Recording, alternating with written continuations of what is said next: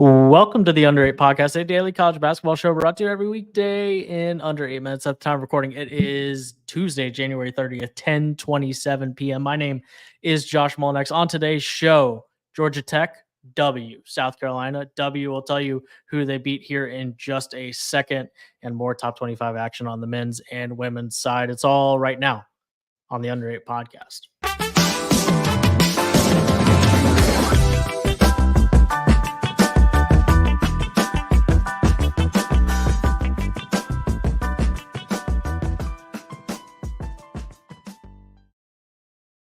Josh Doering is here with me. Josh, life's been good for the North Carolina Tar Heels, for Hubert Davis's squad until they head to Georgia Tech on the road. The then 9-11, now 10-11 Georgia Tech Yellow Jackets, 74-73 over number 3 UNC, handing them their first ACC loss. RJ Davis was awesome. Just about nobody else was. So, first loss in conference play for UNC, and a very nice win for a Georgia Tech team that doesn't have very many of those this year. They got the two wins that matter most, though. They beat Duke. They beat North Carolina. Counts for something. I suppose, man. Especially when you're trying to build a program and you're starting where Damon Stoudemire is starting. You've got something to point to and something to believe in. So, yeah. Really cool moment. They've won twice since Christmas. Sorry. No, yeah, twice since Christmas. Clemson. And they beat Clemson. They beat Duke, Clemson, and North Carolina. Yeah. What a time to be alive. What a time to be alive. It's a strange series of results, and yeah, overall resume Georgia Tech has, that's for sure. It was one of those games, though. I mean, they were 9-20 from 3. They just kept making plays. There was a stretch there where Kyle Sturdivant just couldn't miss. Their bench was fantastic. And this is, again, one of those where I just sometimes it happens. It just seemed like destiny that they were going to win this game. The way that they just kept responding every time North Carolina rallied, every time North Carolina looked like they were going to escape. RJ Davis makes the play to give them the lead. Georgia Tech goes right back down, gets the bucket, and then gets the stop. I think Davis was probably fouled on that last shot. It was a well-designed play by Hubert Davis. He doesn't get the call. It wasn't a stunningly blatant miss, so I guess I'm okay with it. And the other thing is, Harrison Ingram, Armando Bacot need to have more of an impact. They had 17 points on 7 of 22 shooting. But also just the blocks that Georgia Tech had, the way that they controlled the interior at times, you just didn't feel like Armando Bacot had a big presence in this game. And that's a problem when, like you said, Elliot Cadeau has a stinker and excuses himself with a series of fouls. And it's just RJ Davis out there, and sometimes on the road in a good conference, that's not enough. Yeah, I mean, RJ Davis, 11 of 24. The rest of your starting lineup, 3 of 14, 3 of 14, 4 of 8, 2 of 7. I'm not sure it needs to be more complicated than that. It was just a bad night coupled with a Georgia Tech night that was just good enough to, at the end of the day, still beat you barely. So these games exactly like this are why nobody goes undefeated in conference play at the high major level. No matter how good you are and how bad some of the teams that you play are, at some point you're going to get caught, and UNC did tonight. Yeah. There's no reason to freak out or panic. If they would have given up 65 points, they would have won the game. They gave up 74 instead. Like I said, they had an argument that they could have or should have had 2 free throws at the end. Duke also lost this game. It's going to be okay. It happens. Agreed. It's going to be okay. In Knoxville, Josh, I've been telling you all season that Dalton Connect has fixed the Tennessee offense, and we're never going to have a loss where they just can't hit the broadside of the barn because Dalton Connect is there to save the day. Well, Dalton Connect was here to save the day to the tune of 31, 7, and 2 on 11 of 24 shooting, and Tennessee still failed to eclipse 60 points. And they lose at home to a South Carolina team that at some point, Josh, we should probably start talking about seriously, because that's now a team that is 18-3 and has won 4 straight games against Arkansas, Kentucky, Missouri, and now they've capped it off with a road win over Tennessee. They're 6-2. Lamont Paris's team is rolling, and I'm sad about what happened to Tennessee tonight. He outscored the rest of the team Mm. by himself. It was that bad. Hey, Yeah. Zakai Ziegler, who made the Bob Cousy finalist list over Braden Smith, was 2.06 from the floor, 3 assists, 2 turnovers. Just by the way, I'm not salty about Braden Smith, not at all. I'm not salty about that at all. Yeah, Santiago Vescovi was the only other player that had more than 6 points. They couldn't hit layups, couldn't hit free throws. Again, it doesn't need to be more complicated than that. They just couldn't shoot the ball. And yeah, this for a while was a Dalton Connect is producing points at a not particularly efficient rate. So that's where I was going to kind of go with this is if everybody else is terrible and he's not spectacular, you've got a problem. you're not allowed to come onto the podcast after he has 31 and suggest anything wrong with Dalton Connect. Well, I will not allow it. I will not allow it. Can I finish my thought, please? I suppose. Then he hit 2 threes at the end of the game to keep them alive. The second one, which was incredible. And then it kind of changes because he went into can't miss mode. Yeah. Sure. And that's where it changes, right? It went from a inefficient 22 to a relatively efficient 31. And now you're having a different conversation. That was the point I wanted to get to because I'm with you. And part of it is like either the issue with Tennessee's offense is either in years past has been either they're all really efficient or they're horrible. Like it's actually quite valuable. Like the only reason that they even had like a sniff of a chance to win this game was because even when he's not efficient, right, Dalton Connect still finds a way to score somewhere between 20 and 25 points. Right. So that's like, of course, you'd rather him be more efficient, but there's also something to be said about even when you don't totally have it. Like I would probably describe it as him not totally having it for most of this game. Exactly. He still walks away with 31. Exactly. Right. That's where I was going to go with this is that is very concerning if he can still put the points on the board and you can't win at home. Yeah. It's a commentary on just how bad everybody else was. And on the South Carolina side, should give them some credit. Like you said, this team is 18-3. They got wins over Kentucky and Tennessee. I don't know what else they're supposed to do.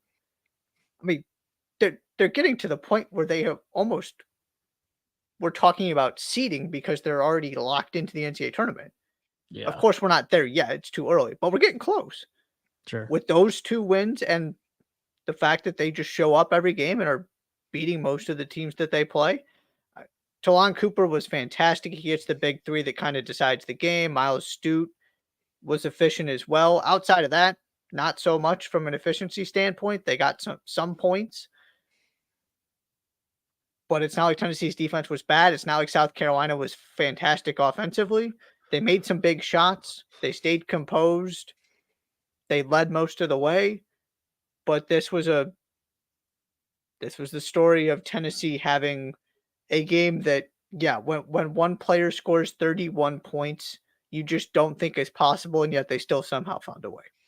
Yep. Indeed. Top 25 action.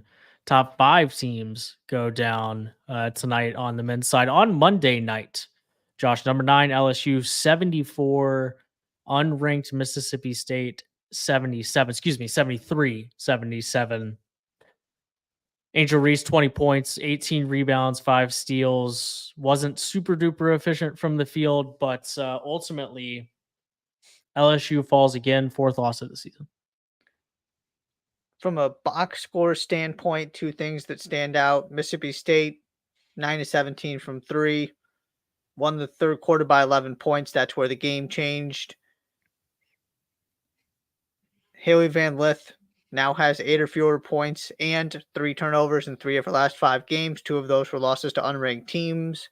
The interesting part of this for me, that is really what I want to talk about for a second, is last season's team was criticized because they didn't play anybody, right?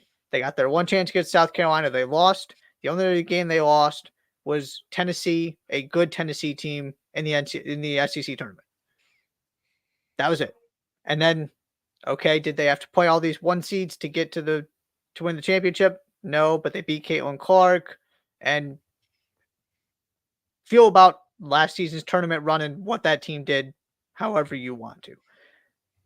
My point is, they didn't lose these kind of games. They have destroyed these two teams, Auburn and Mississippi State, they have now lost to, are 500 put together in SEC play.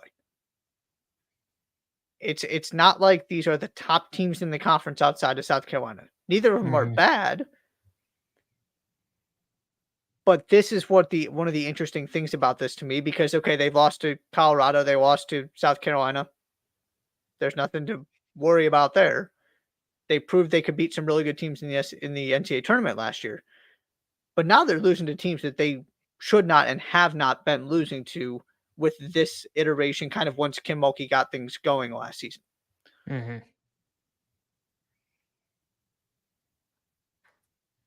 Are you worried about their ability to go deep in March? I mean, not particularly. Deep being Elite 8, Final 4, Sweet 16. Deep being a run that wouldn't be considered disappointing. And for a team that has this much talent that won a national championship last year, like, that's probably starting at Elite 8. Sure. Yeah, and that's the interesting part of this is, and I brought this up before, you have to have two different conversations if you're talking about what this team was supposed to be and what this team is. Because this team, the way they are playing this season, is not a Final Four team. They are not one of the 5 best teams in the country. Could they get there? Absolutely. That's also not what going to the Final Four means. Right. One of the 5 best teams in the country. Right. So, yes, they could do that, and it still does not mean that we're to the point where they are just not one of the 5 best teams in the country. Absolutely, they could still get to the Final Four because, those two things are not the same by any stretch of the imagination. But if you're talking about where they were last season, even if you felt like they weren't actually one of the 3 best teams in the country, with the talent they brought in, what they had coming back, absolutely, they should be a lock to get to the Final Four, expected to be there. And that's not where we're at. Not to mention that beating teams like of the quality of Auburn, of the quality of Mississippi State, that's probably like the NCAA tournament is just as much about beating the teams that you're supposed to beat as it is beating the really good teams that you play. So, so if we're not super convinced of that, then maybe it's a team more susceptible to the possibility of losing early in the NCAA tournament. Even if you are good enough on the nights against really good. I mean, like that the South Carolina game was awesome. They played well enough in that game to beat South Carolina. South Carolina's the best team in the country. I have fewer doubts, maybe even about that, than I do.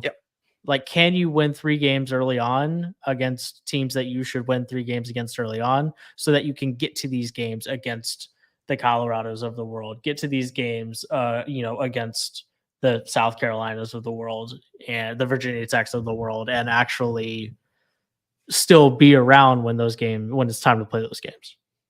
And we're to a point, probably, or at least approaching it, where it's not a question of if 1, 2, 3 seeds are going to lose in those first couple games, it's which ones. Right? This is part of the big development with Stanford losing last year, for example, that we've seen in the past couple seasons, is we're not just kind of waiting for the Sweet 16 because a 4 seed is going to lose before that and maybe a 2 seed or something, but generally you're going to have the best team still there. We are getting much, much closer, and it's a credit to the development of and growth of women's basketball on the college side, at least, that we got to have a conversation more like the men's side, where it is going to happen. The question is, who is it going to happen to? And you're absolutely right that these kind of games are the ones that you have to win to make sure you get to a Sweet 16, to an Elite 8. 73, number 9 LSU, 77 Mississippi State. Last but not least, real quick before we get out of here, top 25 matchup in the Big 12. I know you're shocked, you're stunned that there's a top 25 matchup in the Big 12. Number 25 TCU, number 15 Texas Tech, Horned Frogs 85, Red Raiders 78. Travion Tennyson 23 points on 7 of 13 shooting. He was flanked by a Micah Peavy performance that was 18 points on 7 of 14 shooting. 3 other guys in double figures for TCU. It was top to bottom just a really quality performance from TCU. And despite getting 25 from Pop Isaacs and another really, really nice game from Chance McMillan on the Red Raiders side, not quite enough to get it done on the road in Fort Worth. That was probably the difference in the game, was both teams had 2 guys, and TCU had the more complete performances outside of that. Yeah. Trey Tennyson was spectacular. Your guy did his thing and hit a bunch of threes. Pop Isaacs was really good. You got both of them playing well in the same game and still didn't win. Mm-hmm. And that's because this is the 4th game in a row Texas Tech has given up at least 77 points. Mm-hmm. That is, and they are just simply not a good defensive team. And it hasn't mattered that much because to their credit, they've been able to outscore people, except for that one game at Houston where it all went horribly wrong. But that's going to happen to a lot of teams. That's fine. Now, the interesting thing for me is, okay, you're in a 3-way tie with the loss column with Texas Tech. Sorry, with Houston and Iowa State if you're Texas Tech.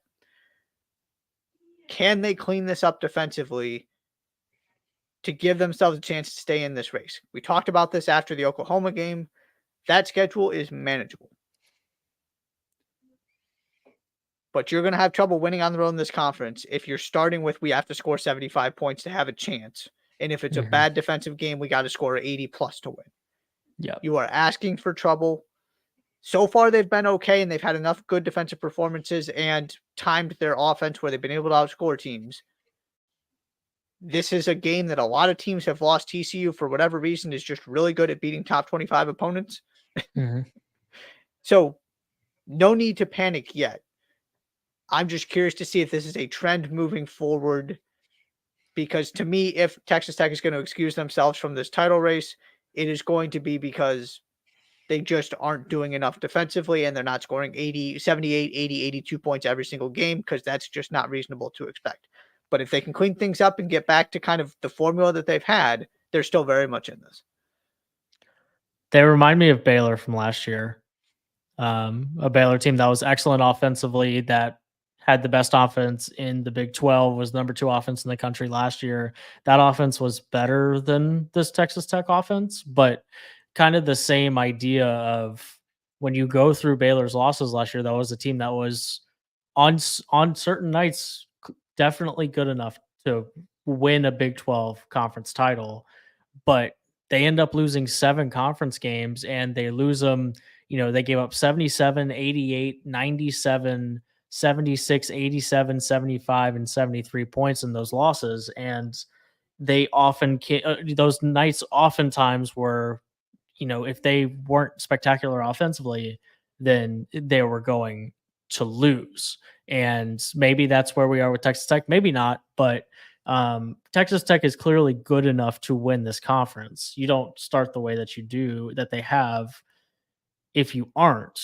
But maybe it's just, to your point, maybe it's just not quite the makeup of a team that wins the Big 12 this year, especially when you have teams like Kansas and Iowa State and Houston that you have to go toe to toe with. And part of the problem too is the lead is gone now. Indeed. Right? As well as they have done to this point to give themselves an opportunity, you've got an awful lot of work still to do, and everybody is kind of back in this. I mean, not everybody, but Baylor's alive, Kansas is alive. Obviously, you got Houston, Iowa State up there. Maybe a BYU or a Kansas State goes on a run to get themselves back in the conversation. Maybe Oklahoma pulls it together. Nobody is really out of this yet because everybody's losing so many games and struggling to win on the road that we're almost kind of back to square one, which if you're the teams trying to pull the upset, looking at you, Texas Tech and Iowa State specifically, not exactly where you want to be because the two favorites are right there as well. Indeed. Anything else from the last couple days? I do want to give a shout out to Houston for that win over Texas. That was big time. We don't necessarily give teams credit for winning games like that, and I wanted to, because that was just the epitome of Houston being tougher and just knowing how to win basketball games and being able to beat anybody in any environment. By the way, that's the first ranked team to win in the Moody Center, at least on the men's side. Did you know that? I did not know that. So there's your fun fact. That was a huge win to get Houston back kind of in the driver's seat of the conference.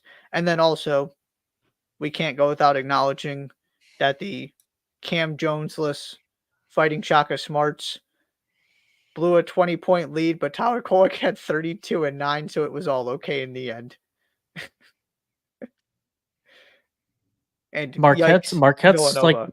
like Marquette's percentage chance to win this game was above 90% like 3 different times, and it got all the way to 35% at one point.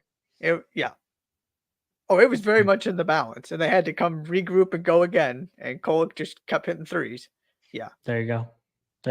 They did have 4 other guys in double figures too, all at a pretty efficient clip. So do you want to have to stress that much to beat Villanova? I don't know. I don't think Villanova's all that great. Really, you'd like to be able to go up 20 and cruise the rest of the game, but that's just not how it always works on the road. So anything else? We got some amazing games Saturday. Really looking forward to it. We do. We're not quite there yet. That is We'll have true. another show Thursday. I need you to hold your horses. I'm ready, especially now North Carolina lost. I'm ready for North Carolina Duke. Tennessee just lost. I'm ready for Tennessee Kentucky. I'm ready. He's ready. It's only Tuesday though, so hold your horses. We'll be back Thursday. Thank you so much for being here. It's Tuesday, January 30th right now, 10:49 p.m. Be sure to subscribe to the podcast wherever you listen to your shows. Follow the Under 8 Pod on Twitter. Subscribe on YouTube. Thank you so much for being here, and we will see you tomorrow.